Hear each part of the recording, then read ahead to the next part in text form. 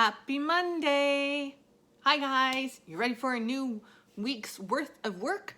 Well, it's here in your email, so let's look at what you have. For PE, we're going to start off with Go Noodle, and we're going to do indoor recess. I don't think we've done that one very much, so that'll be good. And then, I love this math lesson. Okay, so in math, we're going to do measurement again today, but I love this lesson because it talks about how to measure things that aren't straight.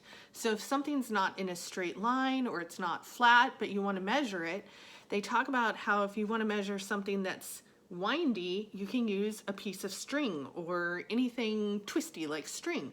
So for example, if I wanted to measure how far it is around this cup, I can't really do it with my ruler because my ruler doesn't bend with the cup. But what I can do is wrap a string around it and real carefully pinch off where it ends, and then I know it's from here to here how long that cup is, and then I can, without moving my finger on here, hold that still, I can measure it on my ruler and figure out how far it is. So I think that's a really cool trick. I love doing this lesson together in the classroom. So sad I can't be with you when you do it today, but I hope you have a fun time doing it at home. So watch the Frog Dude video, and then I want you to find some sort of string or some sort of something in your house that you can go around and use to measure things. Choose 3 things to measure in your house, and then send me a quick email and tell me what you measured. Did you measure around a cup? Did you measure, I don't know, anything that's twisty or something you can't measure with a ruler? Measure it. Send me an email, tell me what you measured and how long you figured out that it is. So that's a fun one. And then go take the quick check real quick too, okay? This week for reading, we're going to do Scholastic. So like we did a couple of weeks ago, you're going to follow the link, and then today we're going to do day 6, and you can find day 6, click it, and then click where it says take me there, and there's a story to read and a video to watch, and I think today there's just one puzzler to do. And today's story is all about life in a pond, which is perfect because in science this week, we're going to study a new habitat. Last week we were studying deserts. This week we're going to study the habitat of freshwater habitats. So anything that's not saltwater, so not the ocean, but lakes and rivers and streams and ponds and all of those things are freshwater habitats. So this reading goes perfectly with that. Then for writing today, actually kind of a fun thing, you get to choose what you want to do. So in your fat book, I told you 2 different pages, page 14 or page 29. And they're pretty much the same thing. They have sentences that don't start with capitals and they don't have any ending punctuation. And you just need to rewrite the sentence. That's the only thing you have to fix about them. I think everything else is okay about those sentences, but they need to start with capitals, and you need to choose what kind of ending punctuation to put at the end. So does it need a period? Does it need a comma? Does it need a, not a comma at the end, a period, a question mark, or an exclamation mark to end a sentence? And we know because we're almost in 3rd grade, you always end a sentence with something. So you get to choose. You don't have to do both. If you want to do both, you could, but either page 14 or page 29. And then I kind of told you last week that I'd look into a way to do this. Since I can't see this work that you did, you can either just show it to mom and dad and let them look at it real quick and we'll say, okay, good, it's done.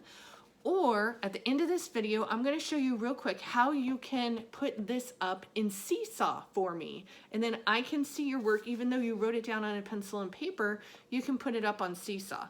If that's a little tricky to figure out how to get a camera to work on your computer and things like that, don't worry about it. Have mom and dad check it and that'll be okay. Okay? Spelling, you also get to choose what to do. So your spelling words are up in Google Classroom, but there's like 50 different adverbs that I put up there. I do not expect you to know all of those words.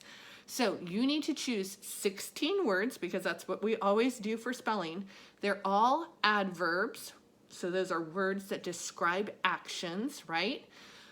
You choose 16 adverbs, start studying them, and at the end of the week, someone at your house can give you a spelling test on those 16 words, okay?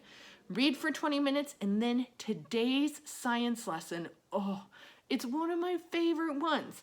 Now, I usually don't give you work where you need to print out a piece of paper, but if you can print out a piece of paper, it'll make this science a whole lot easier and more fun. So I attached an attachment to your email today that is something, I think it's 2 pages, for you to print out for your science activity today. If you can't print it out, it's okay. You can kind of make your own little chart just to keep your notes. Because the mystery science thing today, you watch some cool videos and then try and do the activity. The activity, you don't need anything special except for maybe if you can print out these couple of papers. If you can't print them out, just get out a pencil and paper, kind of look at the papers and maybe make your own version. And what they do is they're playing all kinds of different sounds that frogs make.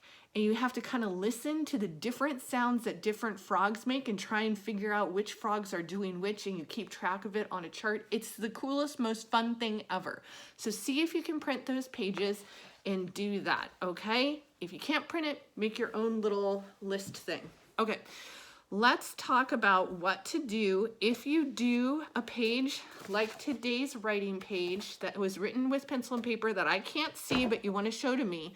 I'm going to show you how you could go to Google not Google Classroom, to Seesaw and put it up there for me. Let me see if I can get mine ready. Okay, mine's going to look a little bit different than yours, but it'll be about the same. So let's see. Can you see that? Hopefully so. So if I go to Seesaw, this is a different like sample class. So it looks a little bit different, but you should be able to find a place where you can say add something. You have to be clicked over here on the journal. So you may not be clicked on the journal when you first open it, but click on journal and then see if you can click where it says add something. And after that, it'll give you all these different choices of what you want to add. So then you want to add a photo. And you have to give it permission to use your computer's camera. So that'll be different on everyone's computer, but mine had a little box that popped up. And I'm just going to say allow, and then you're going to see a picture of my phone taking a picture of the screen. But you're going to hold up your work, don't hold up a camera, but hold up your work in front of the screen and take a picture. So this is kind of funny. It's a picture of a picture of a picture. And then you go up to the corner and you press the turn in button, the green turn in button like you always do. Then this only has my name listed, but when you do it, it's going to have everyone in our class's name. You just need to choose your name to tell me that it was your work and then turn it in again. And then whatever you took a picture of, I'll be able to see it and you can turn it in, and that'll be a great way to do that. So let me know how that goes.